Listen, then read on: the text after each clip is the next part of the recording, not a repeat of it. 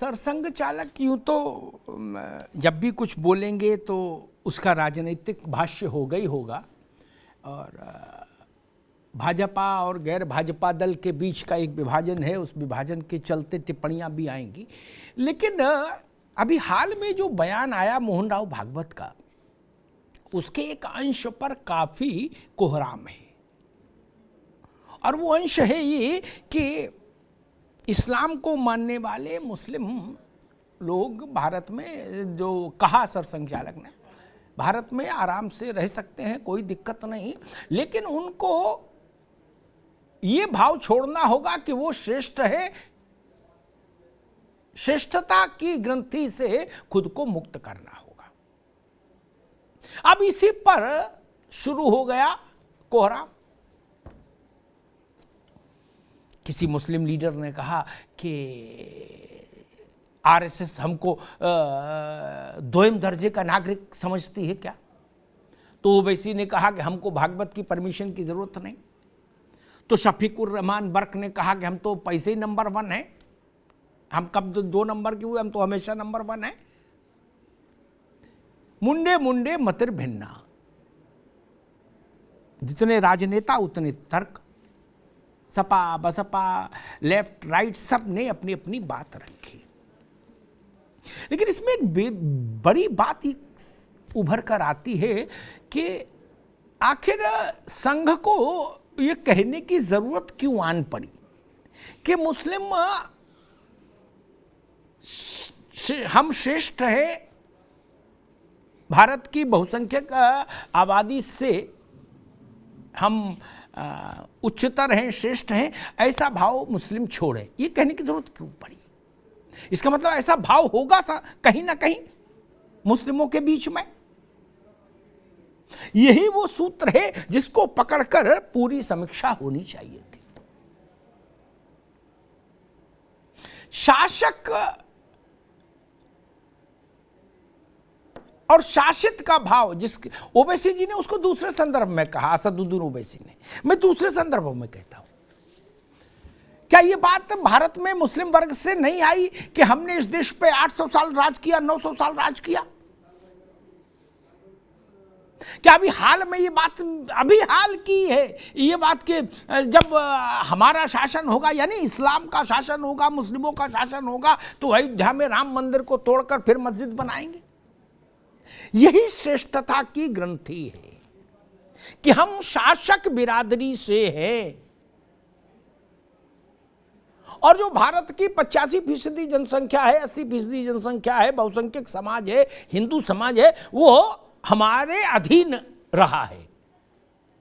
यही भाव है, मुझे लगता है, जिस पर संघ ने टिप्पणी की। अब उस पर कोहराम मचना ही था, क्योंकि बहुत सीधा आक्रमण किया है मोहन राव भागवत ने।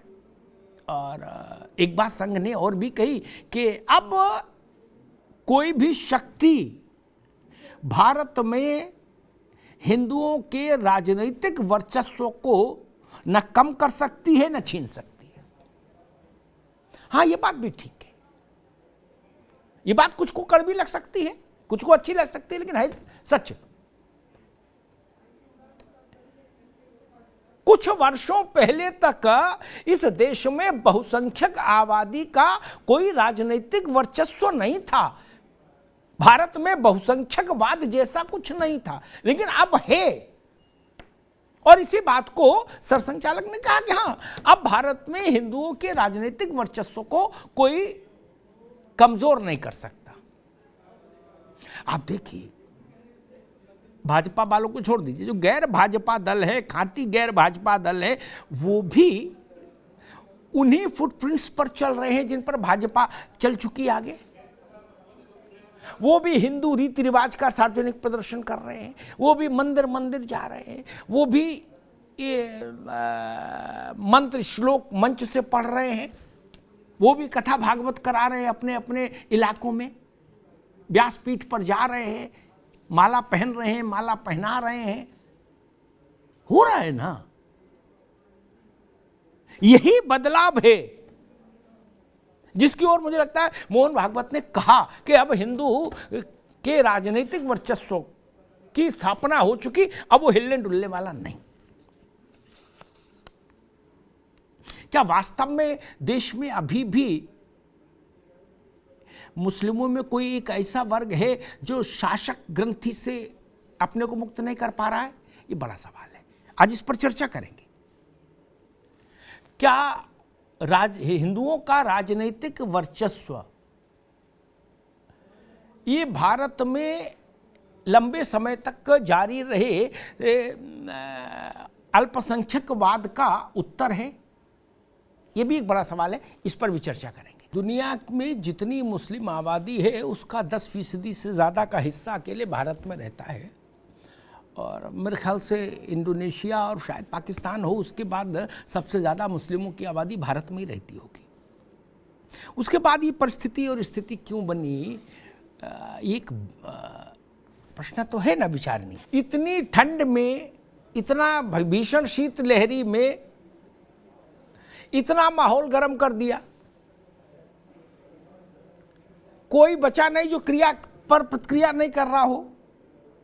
मेरा एक प्रश्न है कि हम राजा थे इसलिए हम श्रेष्ठ हैं और हम फिर राजा बनेंगे, ये भाव मुस्लिमों को छोड़ना होगा। ये जो कहा सरसंघ चालक ने, इसको कहने की जरूरत क्यों आन पड़ी, नौबत क्यों आन पड़ी? मेरा प्रश्न थोड़ा सा अलग था, विशाल जी ने व्याख्या दूसरे प्रसंग की कर दी ज्यादा।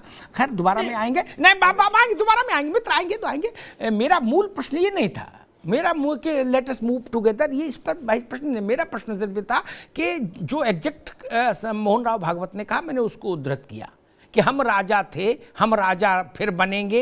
ये जो श्रेष्ठता की बात भाव है ये छोड़ना होगा, इसकी जरूरत क्यों पड़ी, ये विषय था। बाकी का चीजें तो हैं, सामान्य है, ठीक है, चलिए।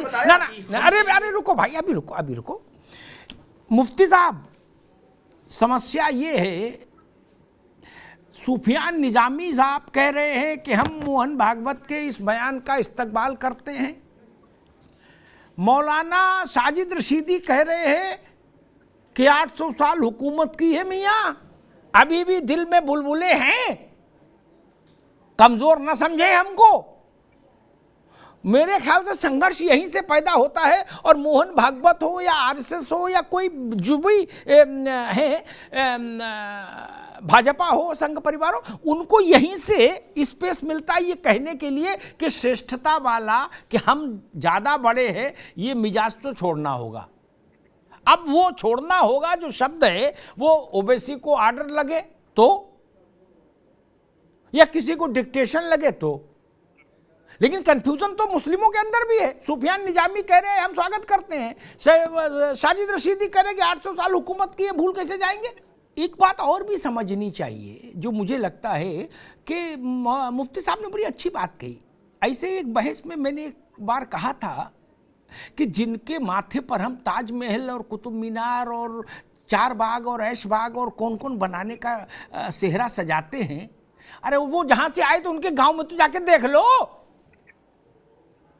वहां ना बर्तन था ना भाड़े थे, न पहनने का शऊर था ना ओढ़ने का शऊर था। भैया जहां से आए थे बाबर, यहां का बनाने वाला, यहां की मिट्टी, यहां का ईंट, यहां का पत्थर, यहां का डिजाइनर, यहां का रुपया, यहां का पैसा, सब तो यहां का था। मुगल लाए थे ताजमहल का नक्शा, तो फिर अपने यहां ताजमहल क्यों नहीं बनाया? जहां से आए वहां कोई ताजमहल छोटे ही बनाया क्या? नहीं, वहां तो जंगल ही जंगल है। एक विदेशी इतिहासकार लिखता है कि जो दरबारी थे उनकी स्थिति ये थी, उस समय का इतिहासकार फजील अहमद, कि उनकी स्थिति ये थी कि घोड़ा भून भान के मार मूर के रख लिया एक चौतरे जैसी जगह पे और उसी में से ले खाओ। क्या ये स्थिति थी? और हमने घोषित कर दिया कि कला, संस्कृति, स्थापत्य कला सब मुगल लेके आए। जहां से वो आए वहां तो जाके देख लो भाई, और अब तो गूगल है, इसलिए बात तो ठीक है। भाई सूर्य प्रकाश मैथिल जी, जो बात मुफ्ती साहब ने उठाई वो ये भी उठाई कि अगर मोहन राव भागवत जी कहते हैं कि मुसलमान को डरने की जरूरत नहीं, तो इसका एक अर्थ ये भी होता है, इम्प्लाइड हो, कि वो भी मानते हैं कि मुसलमान दहशत में है। मैथिल जी, क्या ऐसी स्थिति है? मैथिल साहब एक मिनट रुके, दोबारा में आएंगे आपके पास, दोबारा में आएंगे, अभी रुके। मैं त्रिपाठी जी के पास, अभी रुको भाई, मैं त्रिपाठी जी के पास चलता हूँ। त्रिपाठी जी ऑल इंडिया इमाम एसोसिएशन के अध्यक्ष हैं। उनसे कुछ समय पहले मोहन भागवत मिले थे। उन्होंने कहा कि मोहन भागवत जी राष्ट्र संत हैं। क्या कहा? अब क्यों कहा वो जाने कहा। भारतीय जनता पार्टी कह रही है कि मसला ही सारा खराब किया धरा कांग्रेस का है, उसने मुसलमानों को वोट बैंक समझा, इसलिए ये परिस्थिति पैदा हुई। भैया मैथिल साहब, अब त्रिपाठी जी कह रहे हैं कि अच्छा अभी तक तो दृश्य चीजें जो दिखती हैं उन चीजों पर आप अंकुश लगा रहे थे, अब भाव तक मार कर रहे हो, वो कह रहे हैं त्रिपाठी जी। एक मिनट रुकिए, मैं फजील अहमद साहब को भी बीच में लाऊंगा, दोनों मित्रों को रोकूंगा, फजील अहमद साहब को बीच में लाऊंगा, फजील अहमद साहब के बाद विशाल जी के पास जाऊंगा, तब त्रिपाठी जी का सवाल विशाल जी से पूछूंगा। फजील अहमद साहब, एक बड़ी बात बार बार कही जाती है इस तरह की, इस मिजाज की बहसों में, कि भाई ये मुल्क संविधान से चलेगा, कॉन्स्टिट्यूशन से चलेगा, आईन से चलेगा, दुरुस्त बात, ठीक, सब कहते हैं। हम लोग तो पिछले 15 साल से यही कर ही रहे बहसी, ठीक, सब ये बोलते हो, इसमें किसी को भेद नहीं। क्या आज इस देश का हर व्यक्ति, मेरी बात का गंभीरता सुनिए, फिर वैसे आप होते अपना पक्ष रखिए, क्या इस देश का हर आदमी आज ये शपथ लेने को तैयार है कि मेरे लिए सबसे बड़ी किताब हिंदुस्तान में जब तक मैं हूं, यहाँ का संविधान है, बाकी सारी किताबें उसके एक पायदान नीचे रहेंगी? क्या सब बोलने को तैयार है कि सबसे बड़ी किताब हमारी जिंदगी में आईन संविधान रहेगा, बाकी सारी किताबें, वो गीता हो, वो वेद हो, वो पुराण हो, वो गुरु ग्रंथ साहिब हो, वो कुरान हो, जो कुछ है वो सब नीचे, शरीयत कानून नीचे, सारी चीजें नीचे रहेंगी, सबसे सिर माथे कॉन्स्टिट्यूशन रहेगा? क्या ये बोलने को तैयार है? ये बोलने की स्थिति अगर आ जाए तो मैं मानता हूं 90% झंझट वैसे ही खत्म हो जाएगा। फजील अहमद साहब, ठीक, एक मिनट रुकिए, मैथिल जी रुकिए, एक मिनट मैथिल जी रुकिए, फजील अहमद आप भी रुकिए, एक तथ्य, अरे भाई रुको, एक तथ्य, एक दोनों क्या बात है, रुकिए। एक बात कही फजील अहमद ने, उस पर मैं एक टिप्पणी करूंगा, फिर विशाल जी के पास जाऊंगा। जब बड़ी बात हो तो तथ्य साफ होना चाहिए। हिंदू धर्म कौन छोड़ रहा है और क्यों छोड़ रहा है, इसका चिंतन हिंदू को करने दीजिए, ठीक, मुस्लिम इसका चिंतन नहीं करे। हाँ, जो महाराज आ गई बात, अब लेकिन मेरी बात अभी वही खड़ी। इस देश ने छोटे छोटे मसलों में ये देखा कि ना, ये हमारे मजहब में लिखा है, हम इसी को मानेंगे, कॉन्स्टिट्यूशन में क्या लिखा हमें नहीं पता। ये भाव नहीं रहना चाहिए किसी का। ये भाव रहेगा तो समस्याएं ही रहेंगी, फिर ऐसे इंटरव्यू भी आएंगे, उन पर क्रिया भी होगी, उन पर प्रतिक्रिया भी होगी। एक दूसरी बात, फजील अहमद साहब ने अर्ध सत्य कहा, उनका भाव अच्छा है, लेकिन तथ्य तो तथ्य होता है, निर्मम होता है। ठीक है, इस देश में हिंदू प्रधानमंत्री बना हमेशा, वोट का मामला है, लेकिन 50 साल रामपुर से आजम खान चुने जाते हैं। यह भी सच है इस देश का, यह भी इस देश का ही सच है। इसलिए तस्वीर के दोनों पहलू आपको देखने होंगे। चुन के लाए नहीं, आप ये चाहते हैं कि कोई मुसलमान पार्लियामेंट में न जाए? ना रामपुर से नहीं, विधानसभा में हम बता रहे उत्तर, अरे सुनिए ना, मेरी उत्तर ना, गलत बात कर रहा हूं, रुकिए, अभी एक मिनट, मैं तथ्य स्पष्ट कर दूं। आजम खान गाजियाबाद से चुनकर जाएं और रमेश चंद्र तोमर रामपुर से जीते तो ज्यादा अच्छा है, ठीक। आप पॉकेट बनाना चाहते, संभल से बरकही चुने जाएंगे, क्यों? अमरोहा से दानिशी चुने जाएंगे, क्यों? ये घरौंदे जैसे क्यों बनाए? ये देश को एक रस नहीं होने देते। खैर विशाल जी, एक सवाल आया कि मोहन राव भागवत किस हैसियत से ये कह सकते हैं कि आप श्रेष्ठता का भाव छोड़ दीजिए? मुफ्ती साहब, ये विशाल जी कह रहे हैं संघ की तरफ से, आरएसएस की तरफ से, कि आरएसएस तो भारत को मालो माल बनाना चाहता है, परम वैभव संपन्न। तो उसमें आपको क्या समस्या है? जो बात मुफ्ती साहब ने कही, सबसे ज्यादा मस्जिद यहाँ, और दुनिया की सबसे पहली मस्जिद भी हिंदुस्तान में ही बनी, सबसे ज्यादा मस्जिद यहाँ, सबसे ज्यादा मदरसे यहाँ, दुनिया भर में जितना मुसलमान है उसका 10% से ज्यादा यहाँ। फिर काहे की भाई झाँव झाँव है। ये साजिद रशीदी अभी कुछ दिन पहले बोले थे, हैं, अब साजिद रशीदी भाजपा के आदमी तो है नहीं, उन्होंने बोला था कि आप मंदिर बना लो, राम मंदिर अयोध्या में, कोई दिक्कत नहीं, थोड़ा समय रुक जाओ, हमारी हुकूमत फिर आएगी इस मुल्क पे और हम इसको फिर गिरा देंगे और फिर मस्जिद तामीर कराएंगे। समस्या वहां से पैदा होती है। अच्छी अच्छी बातें करना सरल है। तो साजिद रशीदी क्या है? मुसलमानों के कौन से रहनुमा है? अरे भाई, फिर क्या अधिकार है? साजिद रशीदी पूछते फजील अहमद क्या है? हाँ, तो हम तो कह रहे हैं मसला तो यही है, भारत के नागरिक से, मसला यही है, भारत के संविधान से हमारे लिए सब कुछ है। हैदराबाद में ठीक है, भारत और भारत के संविधान पर गर्व फजील अहमद रुको, हैदराबाद में सबसे गंदा अभियान चला था रजाकारों का, ठीक, लूट बलात्कार रक्त से नहा गया था हैदराबाद, ठीक। उस रजाकारों के अभियान के गर्व से जन्मा है ओवैसी साहब की पार्टी। अब ओवैसी साहब जब ये बोलते हैं उनके भाईजान अकबरुद्दीन, तो वो उनसे भी ये कह दे कि भाई वो कि ये कौन है? नहीं ना, वो देश भर में मजमा जुटा रहे हैं, उनको कैसे कह देंगे वो कौन है? फजील अहमद जो बात कह रहे हैं, उनकी बात उनके व्यक्तिगत स्तर पर ठीक है, लेकिन न इस मुसलमानों में ऐसी आवाजें सुनी जा रही हैं, भीड़ जुटती है उनके लिए। फजील अहमद बोलने जाएंगे तो नहीं सुनने वाले आएंगे, लेकिन वो लोग बोलते हैं तो भीड़ जुटती है और नारा लगता है अल्लाह अकबर। इसलिए उनकी बात को मुझे यहां रखना होगा। ये कह के खारिज नहीं कर सकते कि ओवैसी कौन है, रशीदी कौन है, बर्क कौन है। अरे यही लोग तो भैया पंचायत में बैठ रहे हैं। भारत के संविधान को अमिताभ जी, इसलिए इस सब बात का मतलब नहीं। अभी एक बुनियादी सवाल खड़ा होता है जिस पर, ठीक मैदर साहब अभी रुकिए, जिस पर बहस नहीं जाती है अक्सर, वो ये, हम ये मान लेते हैं कि जहां जहां बीजेपी शासन में आई वहां इन्होंने दूसरी परिस्थिति पैदा की। लेकिन एक बुनियादी सवाल मेरा,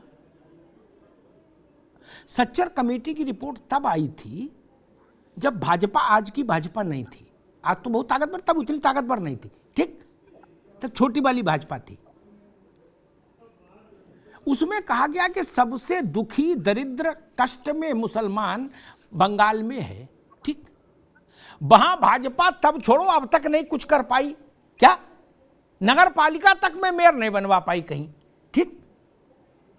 वहां तो सुपर किस्म के तथाकथित सेकुलर ही लोग रहे राज में, आप रहे और वामपंथी रहे, अब ममता जी हैं। ऐसा क्यों हुआ वहां? फिर असम में थोड़ा सा प्रयोग अभी का हटा दीजिए, दूसरा राज्य था असम, जहां मुसलमानों को सबसे गरीब गुर्बत में बताया गया था, वहां भी ये लोग नहीं पहुंचे थे जब सच्चर कमेटी की रिपोर्ट आई थी।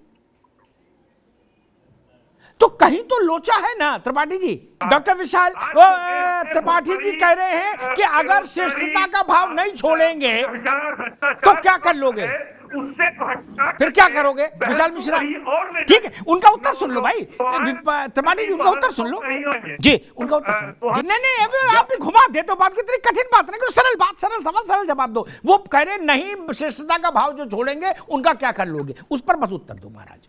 देखो ठीक जी, तो जो जनता को समझ में आए, सीधी सीधे। संघ का कार्य यही है कि व्यक्ति निर्माण करे, चरित्र निर्माण हो, आप भी गजबे करते हैं। आप ये बताइए, नहीं आप ये बताइए कि ये चीज, ये रिजिडिटी कौन, अभी आपने बयान चलाया कि किस प्रकार के बयान दिए जाते हैं, तो ठीक है विशाल जी, रुक रहा हूँ। मैं जो भाव समझ पा रहा हूँ वही समझ पा रहा हूँ। वैसा है कि प्राणियों में सद्भाव हो, धर्म की जय हो, अधर्म का नाश हो, कथा के बाद पंडित जी कहलाते हैं। पंडित जी का फर्ज है कहलाना, आप मानो न मानो आपकी मर्जी, इसलिए ज्यादा लोड नहीं लो त्रिपाठी जी, ठीक। आप समझ गए त्रिपाठी जी? इसलिए बहुत लोड नहीं लो, बहुत परेशान भी मत हो, ठीक? मोहन भागवत की एक राय थी, उन्होंने रख दी। कोई ये तानाशाही तो है नहीं कि लठ लेके कोई मनवाएगा। आप नहीं छोड़ना चाहते, साजिद रशीदी है ना, मैं यही तो ओवैसी है ना, बर्क है ना, वो सब लोग भी अपना खाई कमा रहे हैं, आप भी उनके साथ चलिए, कोई दिक्कत नहीं। मुफ्ती साहब मुझे लगता है ये मामला सुलटने की बजाय और उलझता जा रहा है।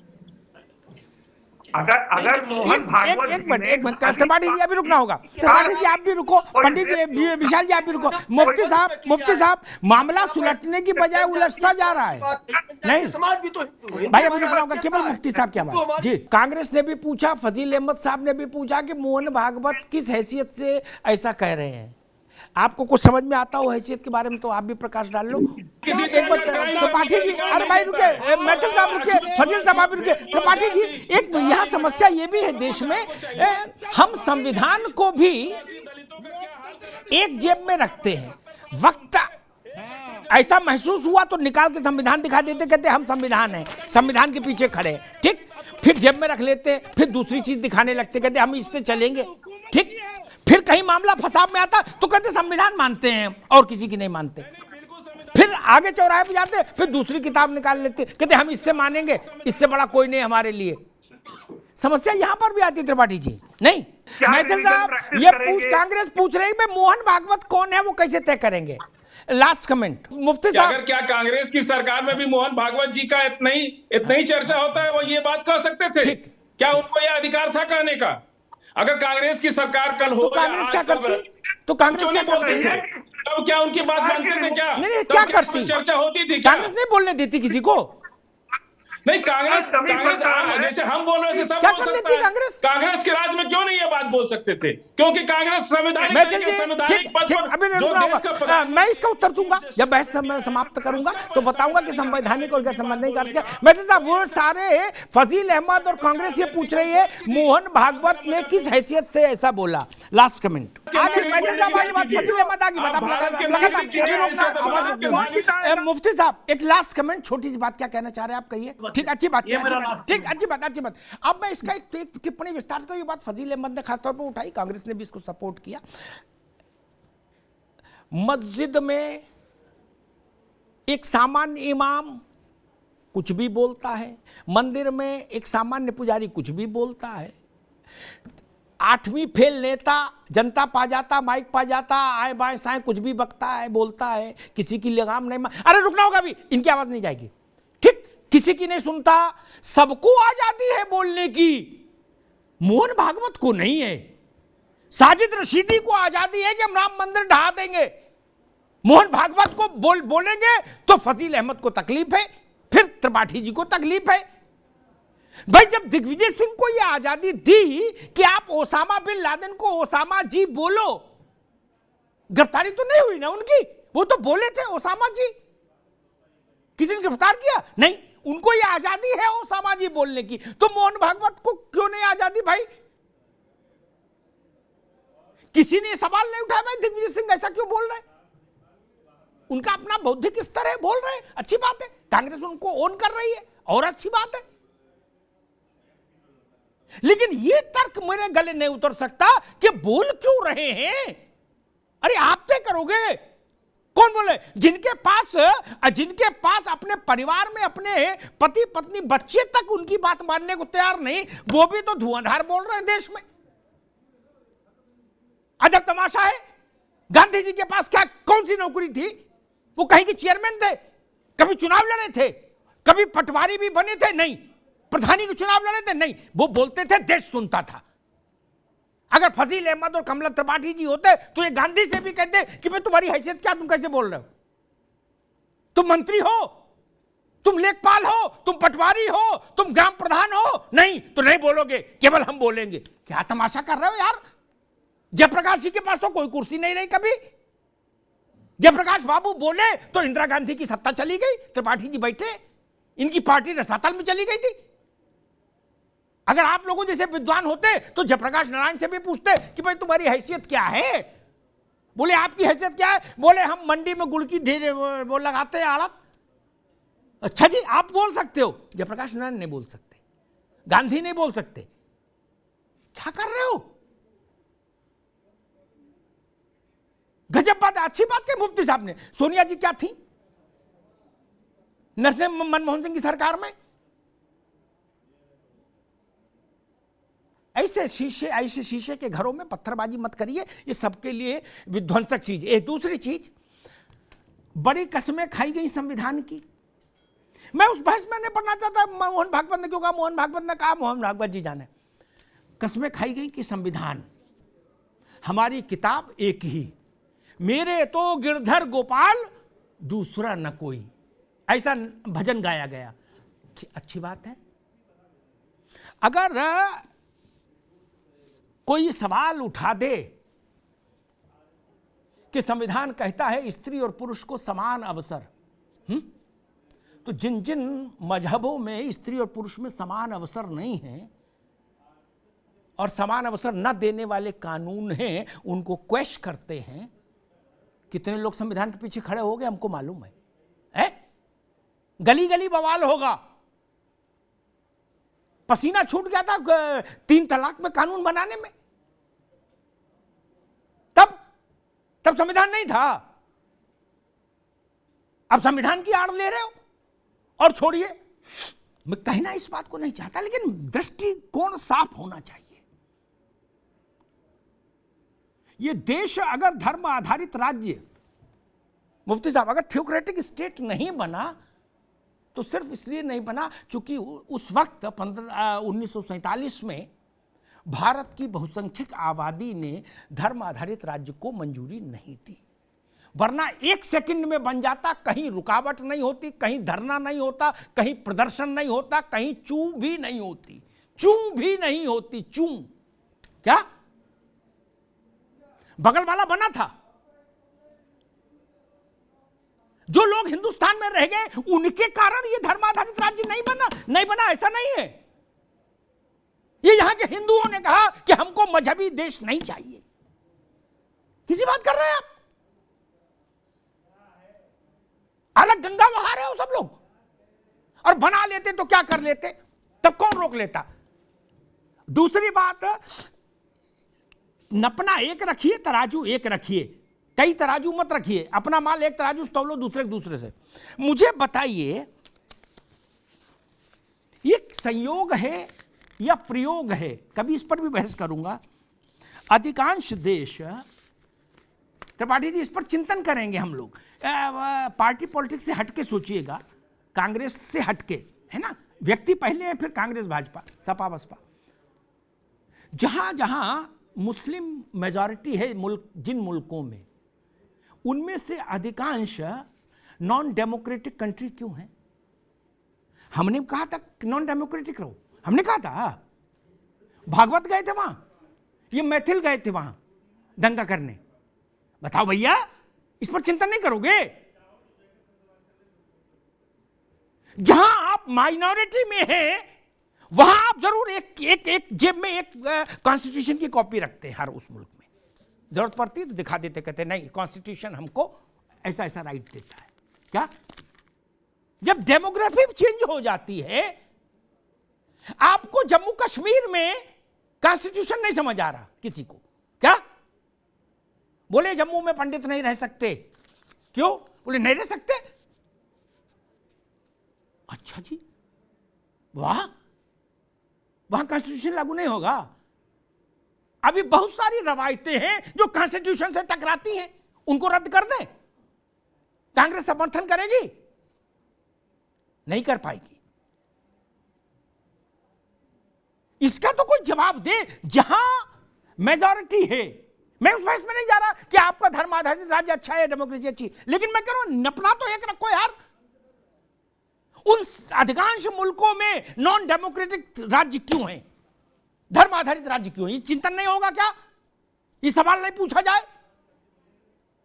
आप भागवत जी के लिए पूछ सकते हो, मेरे लिए नहीं पूछ सकते कि आपकी हैसियत क्या बोलने की। जब सबकी हैसियत है तो हमारी भी है भैया। जब सभी बोल रहे हो और धुआंधार बोल रहे हो तो हम भी बोल रहे हैं।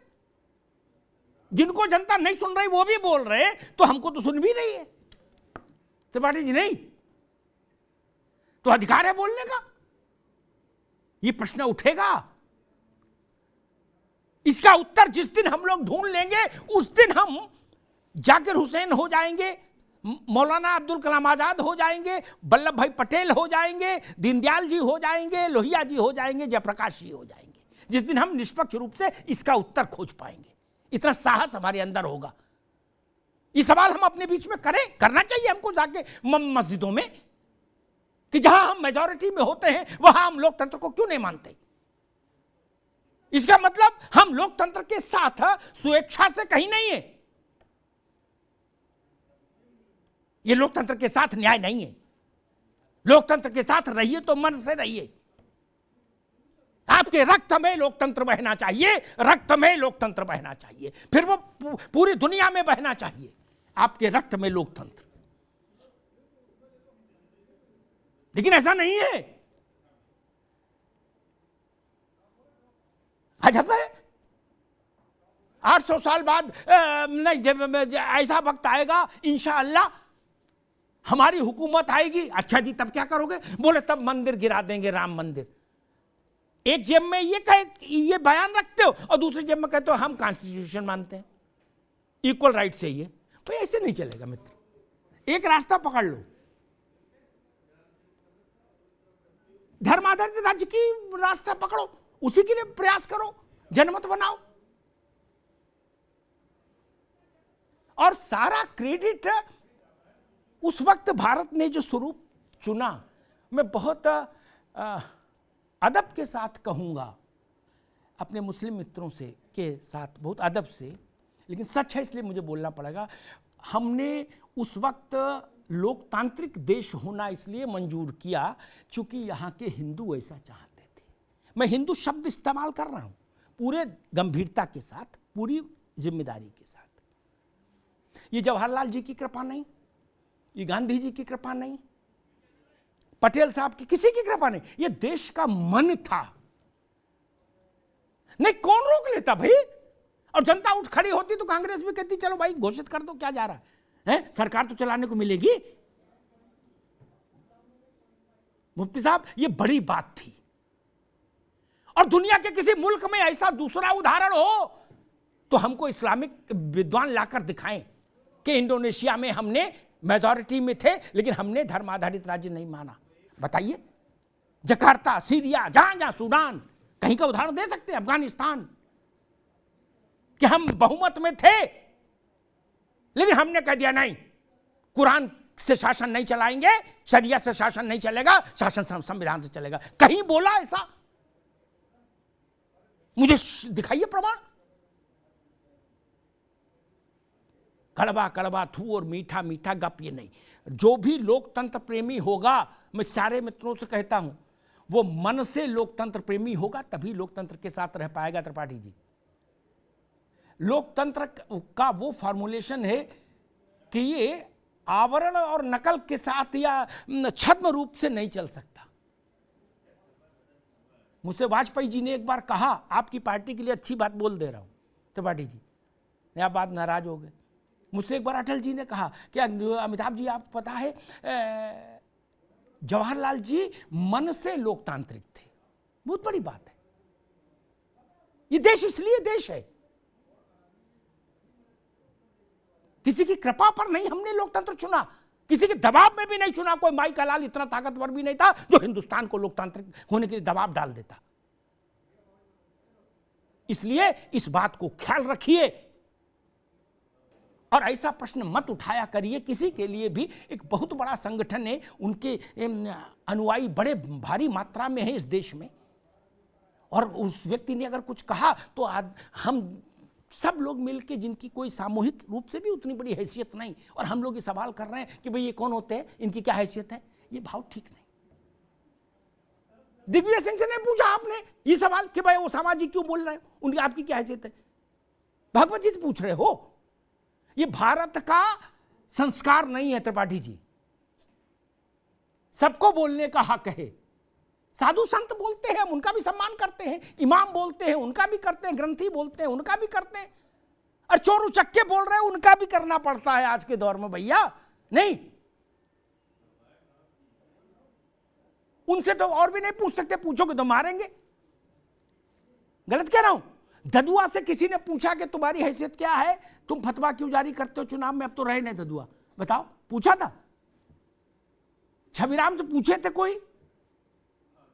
लाला राम उमाशंकर पूछे कोई? नहीं। चंबल में जो लोग थे उनसे पूछे, या आज के जो ये बाहुबली हैं मुख्तार अंसारी से पूछेंगे? अतीक अहमद से पूछेंगे कि क्यों बोल रहे हो? नहीं ना, कौन पूछे और मार खाए। इसलिए लोकतंत्र तो बोलने का अधिकार देता है मित्र। उस अधिकार पर सवाल जब आप उठाते हैं ना, तो लगता है आप मन से लोकतंत्र के खिलाफ हैं। धन्यवाद।